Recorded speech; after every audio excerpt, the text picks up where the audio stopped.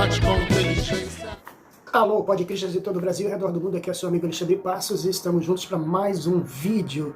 Primeiramente quero falar com vocês que eu tenho andado muito cansado, com muita dificuldade de gravar os vídeos. Portanto, eu peço a você um pouco de paciência, os vídeos não estão saindo nas datas corretas, né? Nós estamos tendo muitos problemas pessoais, problemas de saúde, e você pode ver que eu estou aqui com um terçol aqui, mas hoje nós não queremos deixar de falar com vocês sobre o conservadorismo, que toda quarta-feira é dia de a gente bater um papo sobre conservadorismo. E hoje nossa proposta é dar continuidade, hoje nós vamos saber conhecer alguns opostos do conservadorismo, né? Olha, eu hoje vou estar lendo, eu quero dizer a vocês que hoje nosso papo vai ser um papo mais lido, porque eu não tenho condições de estudar tanto para preparar um vídeo como esse. Eu quero dar continuidade, não quero parar para deixar movendo ali a máquina do Google, ok? Senão a gente congela as nossas visualizações. Feminismo, o que é o feminismo? Um movimento político, social e até mesmo filosófico por algumas mulheres que buscam os direitos equânimes, os direitos iguais entre mulheres e homens. Elas, em séculos passados, buscavam ter o direito de voto, direito de trabalhar, né? As sufragistas, eram conhecidas como as sufragistas. Elas buscavam os direitos iguais para com os homens. E o feminismo surgiu desde o final do século XIX, né? Algumas feministas se aliaram ao socialismo, então o feminismo normalmente é associado ao socialismo e a movimentos de esquerda, por isso que ele é um dos opostos ao conservadorismo, mas elas são contra ao que elas chamam de sociedade patriarcal, não é? Sociedade que é dominada pelo homem. Algumas até odeiam ou afirmam odiar homens. Na década de 70, as mulheres começaram a aceitar o lesbianismo e a bissexualidade como parte do feminismo. Então, onde se lê feminismo, você hoje pode ler conjuntamente com o feminismo, lesbianismo, bissexualidade, a liberdade sexual, obviamente com o domínio da mulher. As feministas favoreciam então e consideravam a sexualidade irrelevante para a consecução de outros objetivos, isto é, para ter filhos, era muito mais para prazer.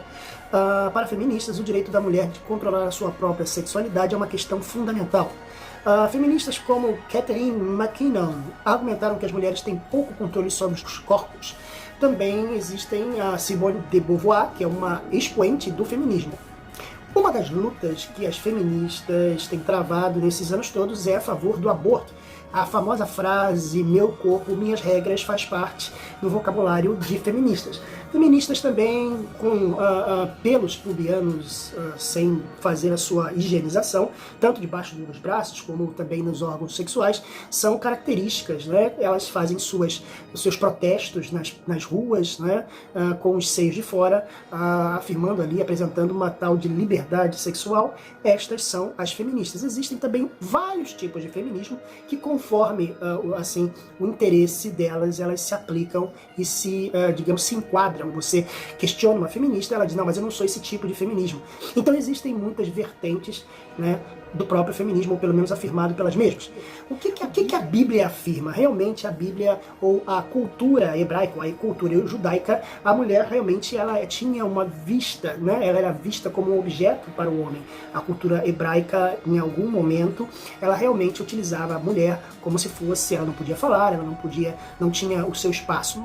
Jesus foi aquele homem que valorizou a mulher que havia sido pega em adultério. Interessante que naquela ocasião que Jesus fala, mulher, onde estão aqueles que te condenavam? Vai, não peques mais. Não podemos esquecer que neste texto não apresenta o homem, pelo fato da cultura judaica ou da cultura daquela época apenas castigar naquele momento e naquele texto bíblico apenas a mulher. Jesus valorizou a mulher, Jesus tinha discípulas, mulheres que o seguiam, e a Bíblia diz que elas honravam o Senhor não somente com a sua presença, mas com os seus bens.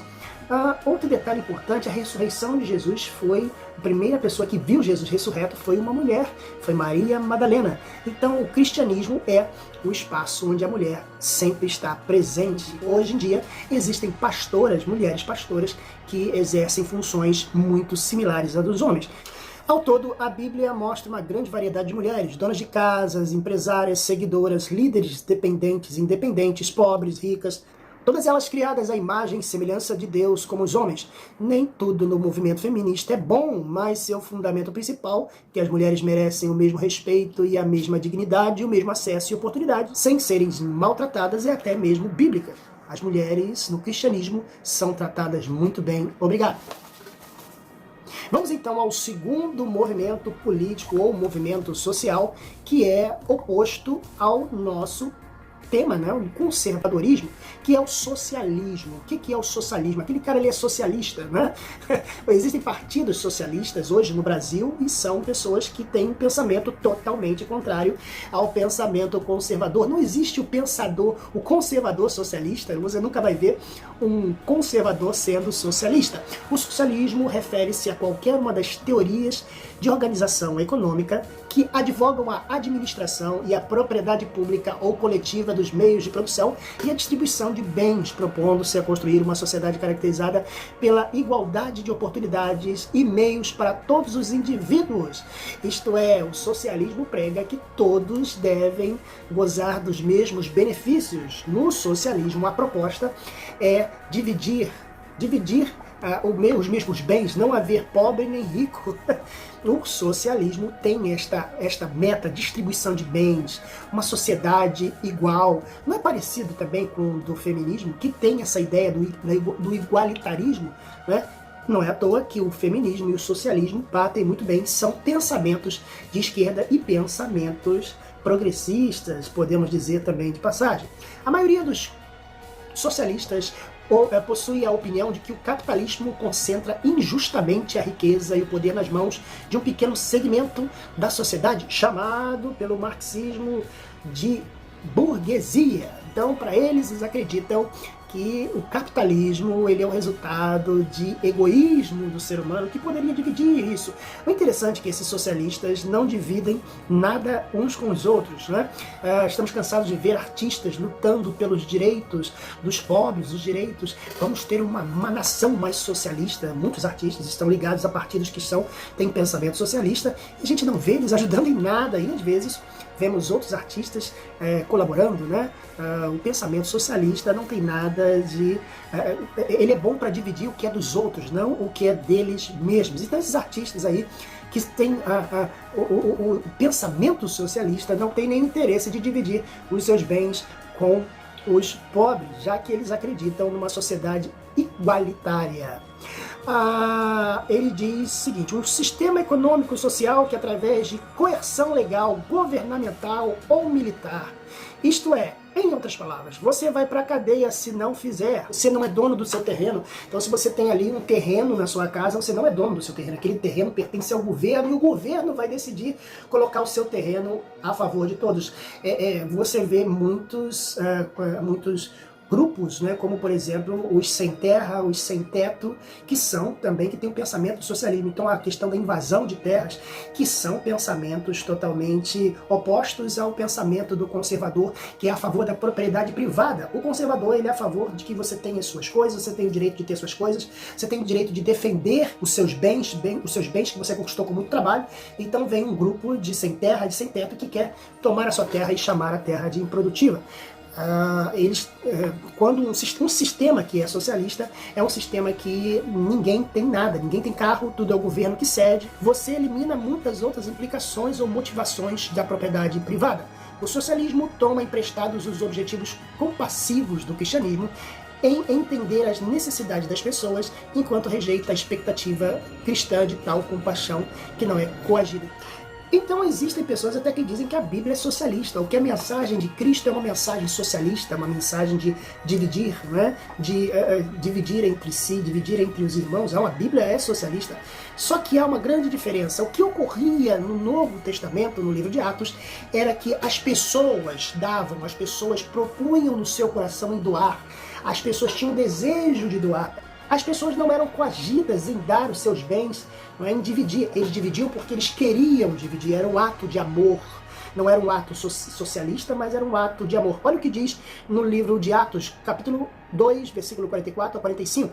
E todos que creram estavam juntos e tinham tudo em comum, e vendiam suas propriedades e bens, distribuindo o produto entre todos. À medida que alguém tinha necessidade, veja que era quando a pessoa tinha necessidade. Então, se estavam todos satisfeitos e não ninguém tinha necessidade, então não era necessário dividir, mesmo que tivesse que vender as coisas que possuíam a fim de ajudá-los e atendê-las. Isto era feito voluntariamente. Tá vendo aí? Não é coercitivamente. A propriedade privada no Novo Testamento, em Atos, livro de Atos, ela existia. Até porque a Bíblia diz que eles, olha que interessante, eles tinham propriedade privada, vendiam as suas propriedades. Então aqui você vê que eles tinham propriedades, eles tinham os bens, eles tinham a propriedade privada. A igreja, ela tinha um pensamento conservador, que é o pensamento da propriedade privada. Agora, a igreja, ela mesma escolhia doar. Este é o maior detalhe, não é? Paulo coloca em dar aos pobres, em 2 Coríntios 8:9, voluntariamente, não por tristeza e nem por necessidade.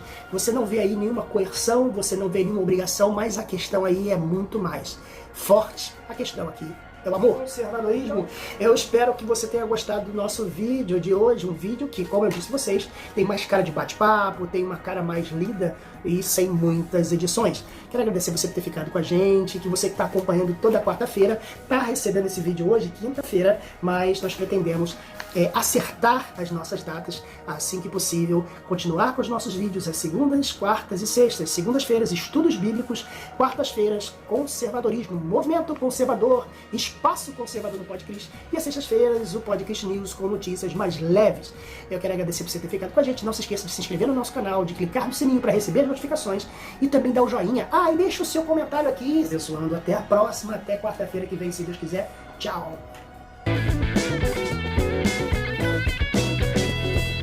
Pode Cris, debate com